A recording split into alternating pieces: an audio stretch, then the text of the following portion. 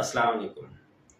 14 اگست ہمیشہ ہم تمام پاکستانی بڑے جوش و خروش سے مناتے ہیں، پرچم لگاتے ہیں، گھروں کو بنٹن سے سجاتے ہیں، گاڑیوں کو سجاتے ہیں پرچم سے، تو کافی جوش و خروش سے مناتے ہیں۔ لیکن اب میں دیکھتا جا رہا ہوں کہ حالات یہاں تک پہنچ چکے ہیں کہ جو پہلے ایک بڑی تعداد میں بچے ملٹری یونیفارم میں ہوتے تھے، فوجیوں کے یونیفارم میں ہوتے تھے، وہ کم ہوتا جا رہا ہے۔ میں نکلا تھا باہر تو مجھے 2-3 بچوں کے فوجی یونیفارم میں نظر آئے تھے۔ اکثر ایک بہت بڑی بچوں کی تعداد ہوتی ہے جو فوجی یونیفارم کو لائک کرتے ہیں اور فوجی یونیفارم میں 14 اگست کے دن گھومتے ہیں۔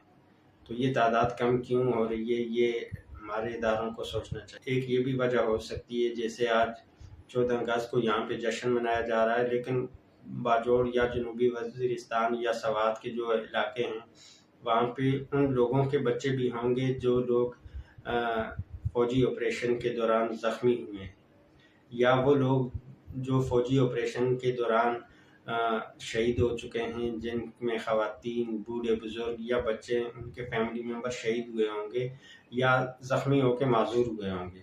اور ابھی جیسے باجوڑ میں آپریشن چل رہا ہے جس میں کافی لوگ بے گھر ہوئے ہیں اور کافی بوڑھے بچے، جوان، خواتین شہید ہو چکی ہیں، اور بہت بڑی تعداد ایسی ہے جو کہ زخمی ہو چکی ہے اور وہ معذور ہو چکے ہوں گے۔ کسی کی ٹانگیں ٹوٹ گئی، بازو ٹوٹ گیا تو وہ زندگی بھر کے لیے معذور ہو چکے ہوں گے۔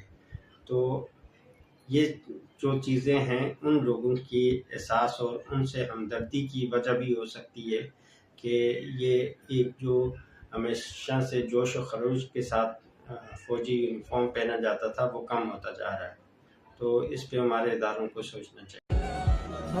14 اگست کے حوالے سے کیا پیغام ہے؟ 14 اگست تو پاکستان کی یوم آزادی کا دن ہے۔ پوری قوم بڑے جوش و جذبے کے ساتھ یوم آزادی مناتی ہے، لیکن یہ آزادی ہم نے جس مقصد کے لیے حاصل کی تھی، اگر اس طرح لوگوں کا قتل عام ہوگا، مساجد گریں گی، قرآن پاک کی توہین ہوگی، تو یہ ساری چیزیں ہماری اس آزادی اور آزادی کے نظریے کو نفی کرتی ہیں۔